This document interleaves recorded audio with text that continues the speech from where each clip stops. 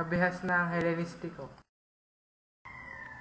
Si Philip II ang pinakaunang pinuno ng Macedonia. Sa ilalim ng kanyang pamumuno, isinaayos niya ang mga pamahalaan at tukbusan na tahat ng Macedonia. Pinaghusay din niya ang phalanx at kabalyera ng Macedonia para sa mga digmaan. Ang patuloy na pagpapalawak ng kapangyarihan ng Macedonia na nagdala ng pangamba sa mga polis na ito. Dahil dito, nagkasundo ang Athens at Thebes na kalabanin si Philip II at wakasan ng kanyang paglalaban. Kaya nagkaroon ng laganap sa Cairona noong 338. Matagumpay naman na nalupit ng hukbo ni Philip II ang puwersa ng dalawang polis na ito. Matapos ang pagkapanalo ng hukbo ni Philip, binalak naman diyang salakayin ng imperyo ng Persia. Ngunit pinanilang nila ang kanyang dati. Kung may nakita ko ng Lord, ang kanyang anak. Bata pa lamang si Alexander ang dahil siya ang kanyang ama bilang tagapagmana ng kanya. Si Aristotle ang isa sa mga naging guro sa larangan ng geografiya, panitikan ni Alexander. Sa ilalim din ni Alexander, mas napalawak pa ang kapangyarihan at masasakupan ng Macedonia. Kaya siya ay tawag Alexander.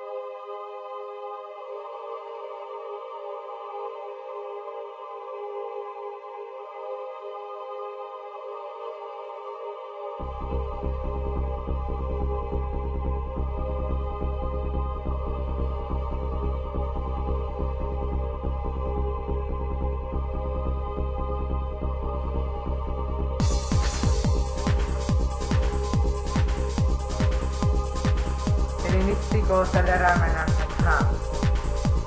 Sa larangan ng astronomiya, ipinahayag nito ni Aristarchus na umiinot sa araw ang mundo at iba pang mga planeta. Nasukat naman ni Eratosthenes ang halos eksaktong sirkumperensya ng mundo.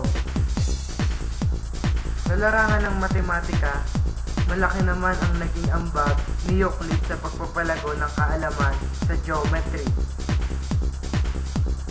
Si Archimedes naman ang nagbigay ng wastong halaga ng pi at binuo rin niya ang batas ng Leber at Uli. Samantala, kinilala naman si Hippocrates bilang ama ng medisina dahil sa kanyang ambag sa larangan ng kalusugan. Helenistiko sa larangan ng filosofiya.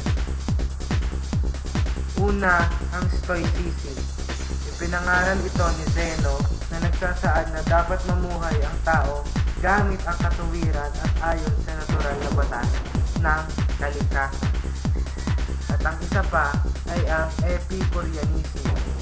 Ang nangangaral ng filosofiyang ito ay si Epicurus na nagpapahayag na bawat tao ay dapat magkaroon ng isang masayang buhay sa mundo.